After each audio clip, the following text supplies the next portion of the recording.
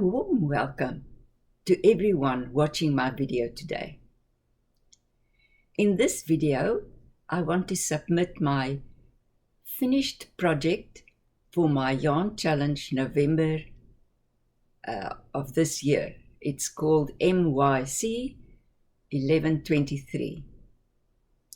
This challenge is presented by Laurie, the armchair chef, and her address is always linked in my video title. I have made a video where I showed the yarn I received, which I will also link in the description box. But the yarn is they're all chunky yarns. And because I have arthritis in my hands, it's difficult for me to work with number 5 and 6 yarns, and I'm not even speaking of above that.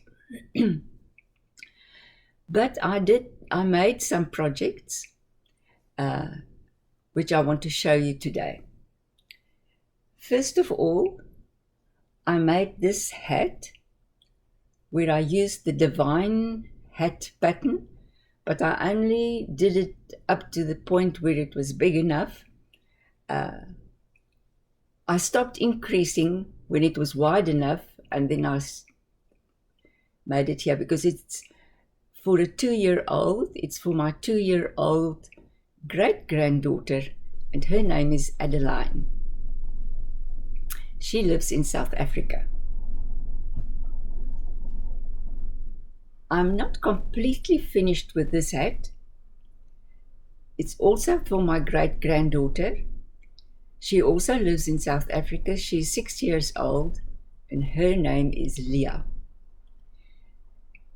This is adapted from the pattern of Bag O' Day, her chocolate bonbon beanie. I've made these because of the softness of the yarn. I think they will really enjoy the softness of this yarn. Then I made a project where I incorporated all the yarn I received, because I received blanket yarn, velvet blanket yarn in this light blue or blue-gray. I received some in pink and also some in a teal color. I made this teddy with a little heart. To me, it's a very cute little teddy bear. Then I made it a little jacket, or a vest rather, from the teal blanket yarn. And then lastly, I used it's also number 5 yarn. It's from Loops and Threads. I used this yarn to make it a little scarf. So this is my submission for the 1123 yarn challenge of Laurie. But I thought while I'm busy here, I want to show you some of my other makes that I'm busy with. I made a turtle for Things We're Making Thursday. Now this is not my official video for the Things We're Making Thursday, but I thought I'll just show it to you today. It is complete, however, but I'm not altogether satisfied with it. This is the turkey I made from the pattern that was suggested by, I can't remember her name, but it's the pattern, one of the patterns they suggested. Of course, I went off script, as Shannon says. Instead of doing it in normal crochet, I did the whole body and the head of the turkey in the back loop only, as well as the legs. They're all made in the back loop only. The wings as well as the feathers, that one I just used the normal ordinary crochet for. Another place that I went off script is with the waddle. I looked at the waddle and I thought, I'm sure a turkey must have something on both sides and not just on the one side. So I looked at some pictures on the internet and I saw that the waddle is actually divided in two parts and there's a piece on every side. So I made my turkey with two halves of the waddle and I put it around its nose.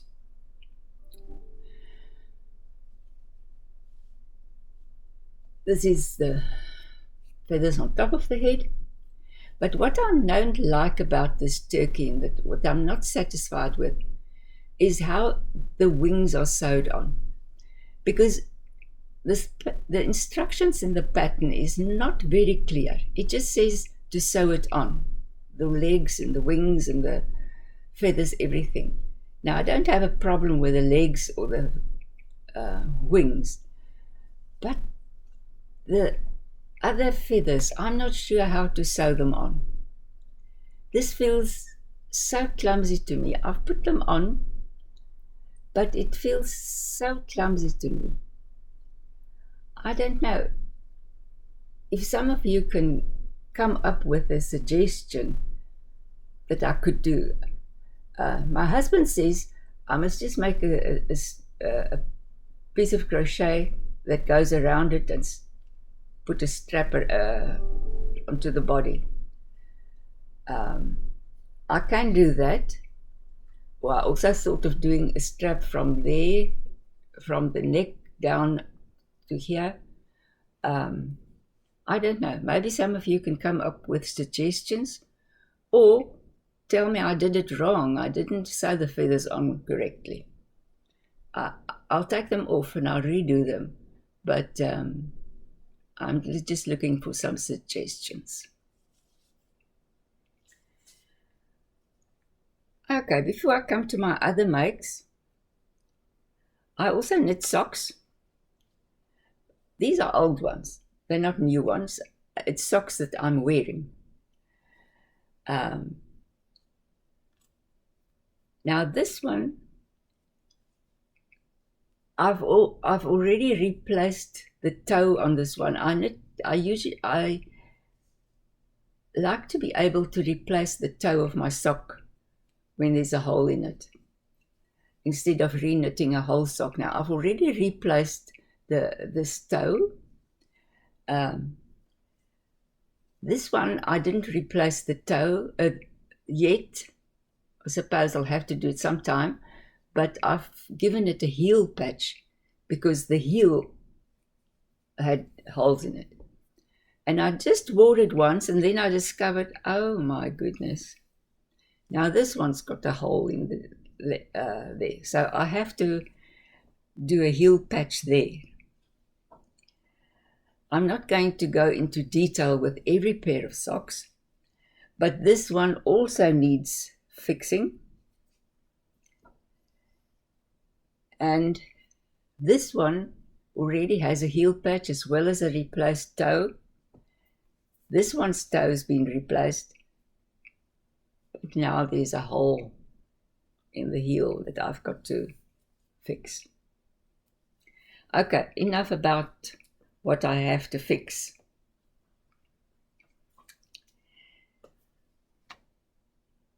Quite a while ago, I decided I'm going to try and crochet a sock. Now I did this one. It's quite nice actually. I just made it a little bit long, but I can live with that because I don't really wear these socks inside my shoes. I wear them in the house and I walk on them. I actually wear them like slipper socks. I've decided in the future I'm going to use some thicker yarn.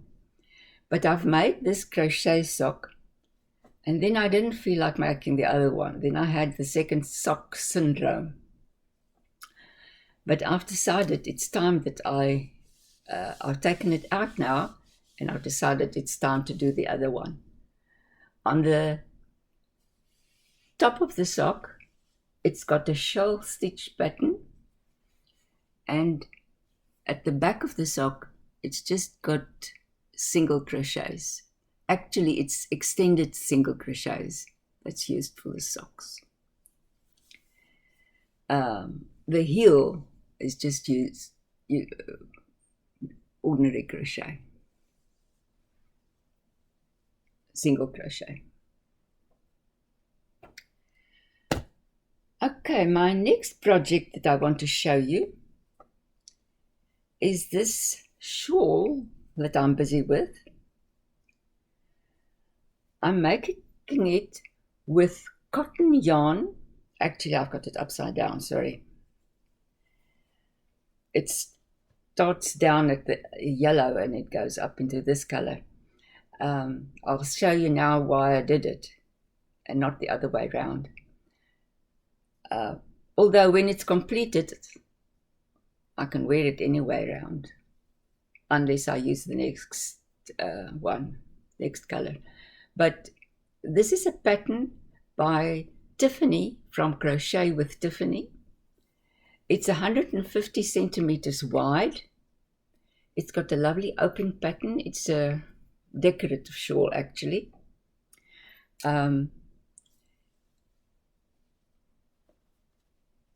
I still have this much left of the cake Sultan. It's Sultan Cotton Cakes, Cotton Kings Sultan. It's 100% cotton, 200 grams, and it's got 800 meters in it. Now, I started on the inside with the yellow. That's why the yellow is at the bottom, actually, of the pattern. And then I'm working up, and it should end in the red. I did it like that because should I not have enough to make the shawl large enough, I planned on continuing with this ball where I can add the red to this red and then go up where it gradually works into the black. This pattern doesn't really bind you to the direction that you have to wear the shawl. You can wear it like this, but you can wear it like this as well. So should I only finish with the one cake, I can wear it any way around, and if I use the second cake, I can also wear it any way around. So that is my plan with this shawl.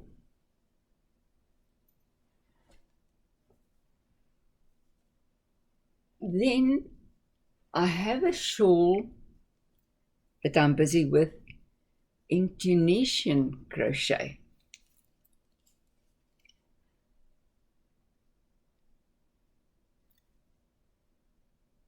Let me just take the yarn out of the way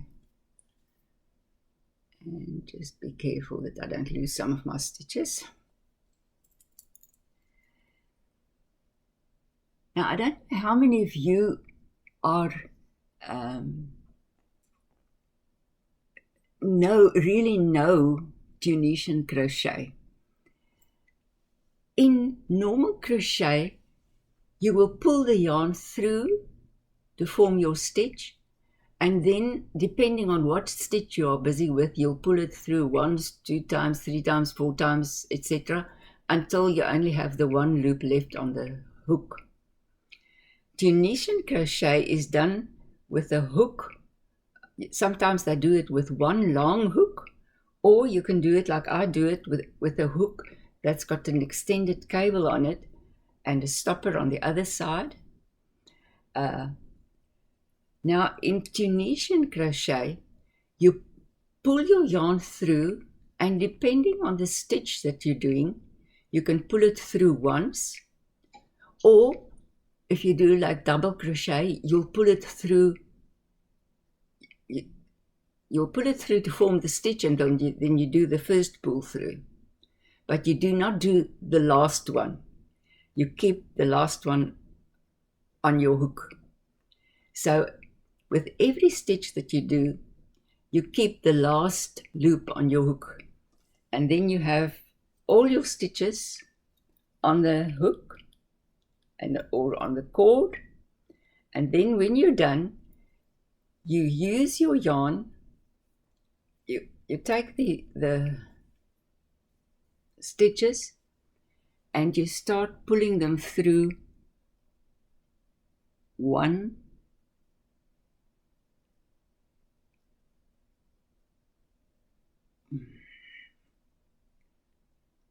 a difficult position. I'll show this side. Then you start pulling them through one by one until you have worked all your loops off. Then you start again. You pick up your stitches, and when you're done, you pull them off one by one. I really enjoy the Tunisian crochet. This is quite a involved pattern because there are two types of ripple patterns in it. You can see the ripples down at the bottom, the black one. You can see the ripple stitch here, and here's a different ripple stitch. This one is about halfway before it's finished, and I think when it's done I'll show it to you again. Okay, I think I've shown you most of my stuff, so thank you for watching, and I'll see you again. God bless you. Bye-bye, everyone.